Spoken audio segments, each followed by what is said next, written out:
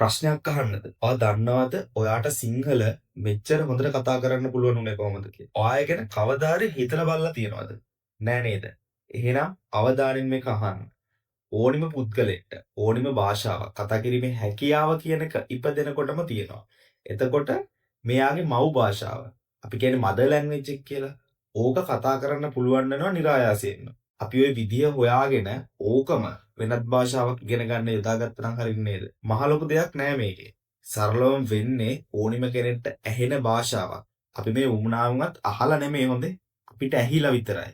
අන්න එහෙම ඇහෙන භාෂාවක් අපේ මොළය විසින් කාලයක් තිස්සේ එක දිගට ගබඩා කරගන්නවා. එක වචන වාක්‍ය රටා අපිට දවසක හිර නොවි කතා කරන්න පුළුවන් වෙන විදිහට ගබඩා කරගන්නවා. දවසක අපි එක පාරට කතා කරනවා. සිංහලෙන් අපි ඔකට කියනවා පහ තෝරනවා කියලා. ඉතින් ඕනෙම භාෂාවක් එහෙම තමයි. ඔයාට භාෂාව ඇහෙන්න ඕනේ. හිර නොවි එක දිගට භාෂාව කතා කරන්න වාක්‍ය රටා වගේ මොලේ ගබඩා කරගෙන තියෙන්න ඕන.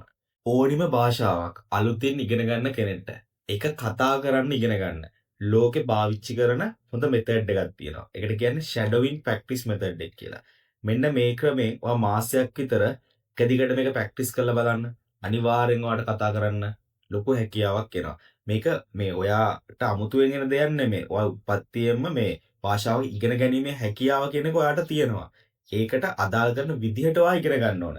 අපි මදර් ලැන්ග්වේජ් එක ඒක අපිට નિરાයාසයෙන්ම අපි ඉගෙන ගන්න මේ විදිහට වටපිටාවෙන් අපිට මේ දේවල් ඇහෙනවා. ඇහිලා ඇහිලා අපේ මොලේ ගබඩා කරගන්නවා. මේ ඉංග්‍රීසි කතා කරන්න බැරි වෙන හේතුව තමයි අපිට මේ ඉංග්‍රීසි භාෂාව ඇහෙන්නේ නැහැ. ඒකේ තියෙන විදිහ අපි දන්නේ නැහැ. ඉතින් මේ විදිහට මේක ඉගෙන ගත්තා නම් ඔයාලට අනිවාර්යෙන් කතා කරන්න පුළුවන් වෙනවා. ඇත්තටම මේ එක දවසින් කරන්න පුළුවන් දෙයක් නෙමෙයි මේක. කාලයක් තිස්සේ ඔයා ප්‍රැක්ටිස් කරන්න ඕනේ. ඒක කරන්නම වෙනවා. ඉතින් මේ වගේ වාක්‍ය රටා 60කට වඩා ප්‍රමාණයක් අපි ප්‍රැක්ටිස් කරලා තියෙනවා. ඒ ප්‍රැක්ටිස් කරන අයට දැන් ඇත්තටම හොඳ ප්‍රගතියක් ඇති. ඔයත් අද මේ කතාවේ පටන් අරන් මේක ප්‍රැක්ටිස් කරලා බලන්න ඔයාට අනිවාර්යයෙන්ම ඉංග්‍රීසි කතා කරන්න පුළුවන් වෙනවා. ඒක කාලයක් තිස්සේ කරන්න ඕන. එහෙනම් අපි ප්‍රැක්ටිස් කරන්න යන්න. අද අපි කතා කරන ප්ලේලිස්ට් ටික තමයි. එහෙම නැත්නම් අද අපි කතා කරන වාක්‍ය රටා ටික තමයි what I have to say is that මට කියන්න තියෙන දේ තමයි කියන එක. To be honest අවංකවම to the best of my knowledge මගේ දැනුමට අනුව according to my personal point of view මගේ පුද්ගලික මතයට අනුව in the real sense of the word වචනේ පරිසමාප්ත අර්ථයෙන් the other thing is that අනිත් එක තමයි කියන එක. අපි යන් එහෙනම් මේ ටික රසවත් කතාවකින් ප්‍රැක්ටිස් කරන්න. ඔන්න මේක තමයි අපේ පළවෙනි කතාව. ඉතින් අපි මේ කතාව ප්‍රැක්ටිස් කරන්නේ ලෝකේ ස්පෝකන් ඉංග්‍රීසි හදාගන්න තියෙන හොඳම විදිහකින්. shadowing practice method එකෙන්. මේකෙදි වෙන්නේ මම සිංහල වාක්‍ය මුලින් කියනවා. ඔයා ඒක හොඳට අහන් ඉන්න ඕන. ඊට පස්සේ ඒකට අදාළ ඉංග්‍රීසි වාක්‍ය මම කියනවා. ඔයා මම ඒ ඉංග්‍රීසි වාක්‍ය එක අහගෙන ඉඳලා ඉංග්‍රීසි වාක්‍ය විතරක් රිපීට් කරන්න ඕන. ඔයාට මම පොරොන්දු වෙනවා. ඔයා මේක ප්‍රැක්ටිස් කරන්න ගන්න කාලය කවදාවත් ඔයාට අපතේ යෑමක් නම් වෙන්නේ නැහැ කියන එක. ඉතින් කම්මැලි නැතුව අපි දැන් එහෙනම් මේ කතාව ප්‍රැක්ටිස් කරමු. Let's practice. ඔයා කතා කරනවාමයි. මට කියන්න තියෙන දේ තමයි කියන එක.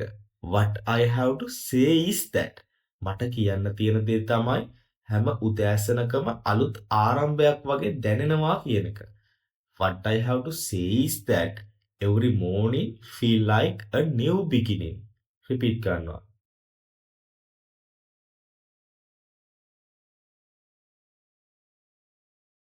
අවංකවම to be honest අවංකවම මට සමහර වෙලාවට වේලාසනින් ඇඳෙන් නැගිටින්න අමාරුයි. නමුත් ඒක වටිනවා කියලා මම දන්නවා. To be honest, I sometimes struggle to get out of bed early, but I know it is worth it. Repeat කරන්න.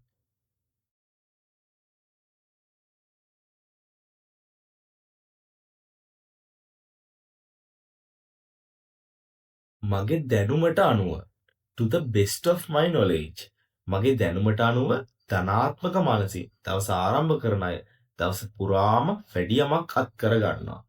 To the best of my knowledge, people who start their day with a positive mind achieve more throughout the day. Repeat කරන්න.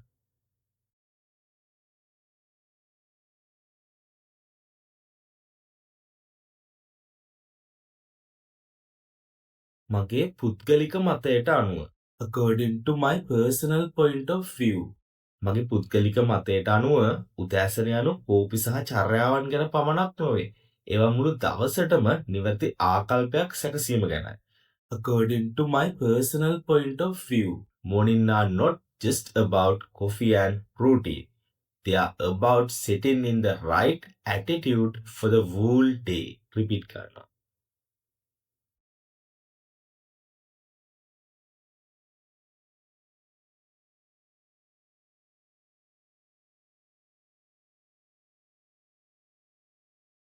වචනයේ පරිසමාප්ත අර්ථයෙන්ම. In the real sense of word. වචනයේ පරිසමාප්ත අර්ථයෙන්ම සාමය පිටතින් සොයාගත නොහැකිය. එය ඇතුළත නිර්මාණය වේ. In the real sense of word, peace is not found outside. It is created within. Repeat කර.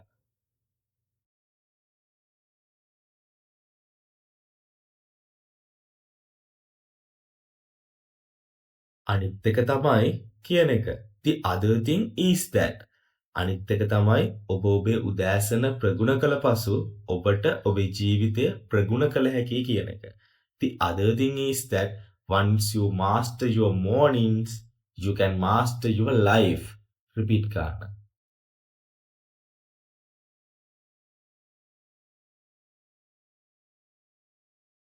ඔන්න අපේ දෙවෙනි කතාව. ඇත්තටම ඔයාලට මොකද හිතෙන්නේ මේ මෙතෙන්ට එක් ගැන? බය වෙන්න එපා. අනිවාර්යෙන් ඔයාලට ඉංග්‍රීසි කතා කරන්න පුළුවන් වෙනවමයි. මේක දිගටම ප්‍රැක්ටිස් කරන්න. ඔයාගේ මොලේ හැදිලා තියෙන ඒ විදිහට. කියන දේවල්, ඇහෙන දේවල් ඔයාගේ මොලේ කපඩා කරගන්නවා. එයා නිකන් ඉන්නේ නැහැ. දවසක එක මොහොතක වැඩි කල් යන්න කලින් ඔයා එකපාරටම කතා කරන්න පටන් ගන්නවා. විශ්වාසයෙන් හරියට මේක ප්‍රැක්ටිස් කරන්න. එහෙනම් යන් අපි මේ කතාවත් ප්‍රැක්ටිස් කරමු. මට කියන්න තියෙන දේ තමයි. What I have to say is that. මට කියන්න තියෙන දේ තමයි පොත්වලට වඩා වැඩ අපිට උගන්වනවා කියන එක. What I have to say is that work teaches us more than books ever can. Repeat කරන්න.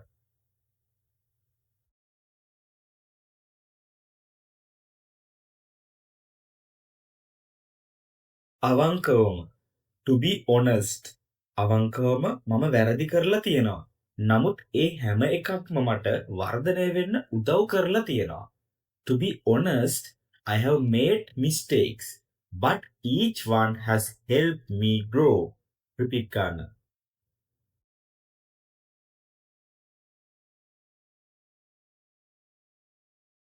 මගේ දැනුමට අනුව. To the best of my knowledge. මගේ දැනුමට අනුව සාර්ථකත්වය කවදාවත් එක රැයකින් එන්නේ නැහැ. ඒක ඉවසීමෙන් සහ උත්සාහයෙන් සෙමින් ගොඩනැගෙනවා. To the best of my knowledge, success never comes overnight. It is built slowly with patience and effort. Repeat කර.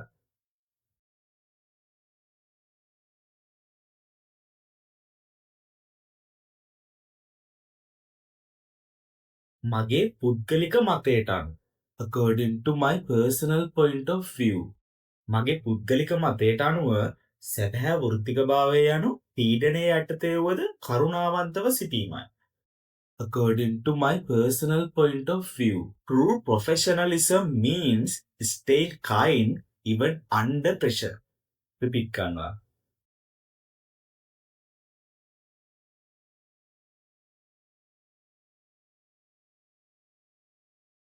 වචනයේ පරිසමාප්ත අර්ථයෙන්. In the real sense of word. වචනයේ පරිසමාප්ත අර්ථයෙන්ම නායකත්වය පාලනය ගැන නොවේ. ඒ මඟ පෙන්වීම ගැනය. In the real sense of word, leadership is not about control. It is about guidance. Repeat කරන්න.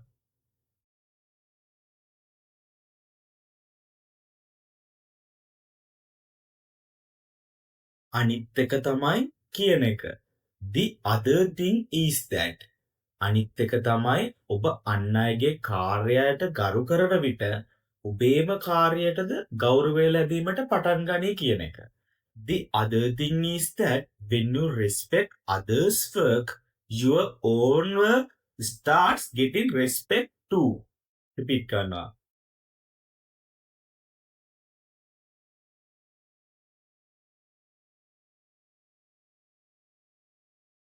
මේක තමා අපේ තුන්වෙනි කතාව.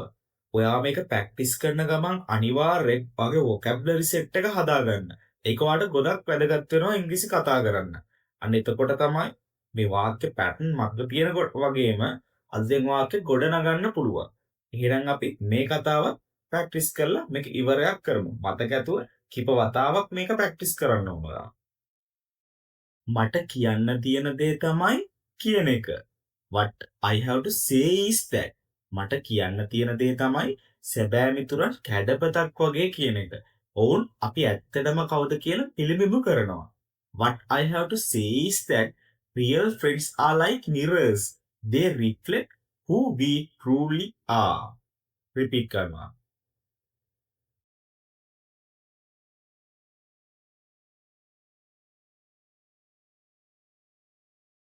අවංකවම to be honest අවංකවම කිව්වොත් ඔබ හමුවන සෑම මිතුරෙකුම සදහටම ඉන්නේ නැහැ.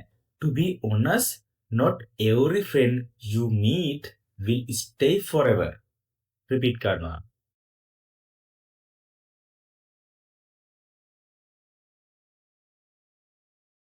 මගේ දැනුමට අනුව to the best of my knowledge මගේ දැනුමට අනුව මිත්‍රත්වය ශක්තිමත් වෙන්නේ දෙපාර්ශවයම කිසිවක් ආපසු බලාපොරොත්තු නොවී දෙන විට.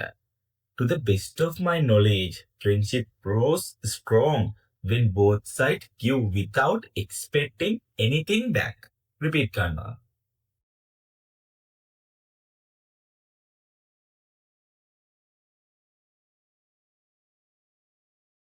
මගේ පුද්ගලික මතයට අනුව according to my personal point of view මගේ පුද්ගලික මතයට අනුව සැබෑ මිතුරෙකු සමග කාලය ගත කිරීම ඕනෑම ඖෂධයකට වඩා ඔබේ හදවත සුව කරයි.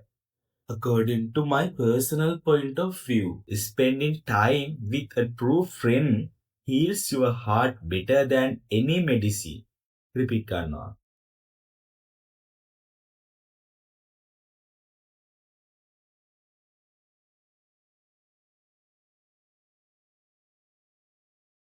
වචනේ පරිසමාප්ත අර්ථයෙන්ම in the real sense of word වචනේ පරිසමාප්ත අර්ථයෙන්ම මිත්‍රත්වය යනු සෑම දිනකම කතා කිරීම නොවේ.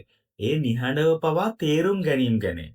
In the real sense of word, friendship is not about talking every day. It is about understanding even in silence. Repeat කරනවා.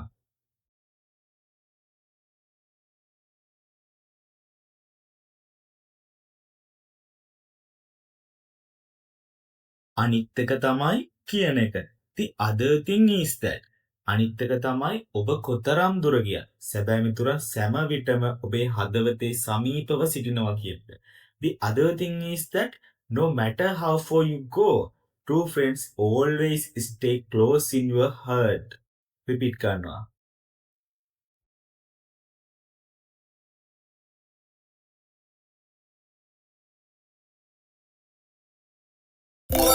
ඔයා හොඳට ප්‍රැක්ටිස් කරා. මෙතනින් නවතින්න එපා. ආගේ ඉංග්‍රීසි භාෂාව එහෙමම තියේවි එතකොට. ඒත්වා මේ වීඩියෝ එක ආයෙත් දවස් කිහිපයක් නැවතත් ෂැඩෝවිට් කරමු. වාගේ උච්චාරණය දියුණු වෙයි. වාගේ විශ්වාසය වර්ධනය වෙයි. ඒ විතරක් නෙමෙයි වාගේ ඉංග්‍රීසි ස්වභාවික වෙයි. ඉතින් මාත් එක්ක මේකම කියන්න. ශබ්ද නගා පුහුණු වෙන්න. ඊට ආයෙත් පුහුණු වෙන්න මේ වීඩියෝ එක සේව් කරගන්න දැන්ම. මේ වගේ තවත් ෂැඩෝවිට් ප්‍රැක්ටිස් වීඩියෝ බලන්න, ලයික් කරන්න, සබ්ස්ක්‍රයිබ් කරන්න, කමෙන්ට් කරන්න I am practicing කියලා. එතකොට මම දන්නවා ඔයා ඉංග්‍රීසි කතා කරන්න උනන්දුයි කියලා. ඔන්න උඩ පෙන්නන කාඩ් එකෙන් ගිහිල්ලා මේ වගේ ප්‍රැක්ටිස් කරන තවත් shadowing videos දැන්ම බලන්න. Let's improve together. Starting right now.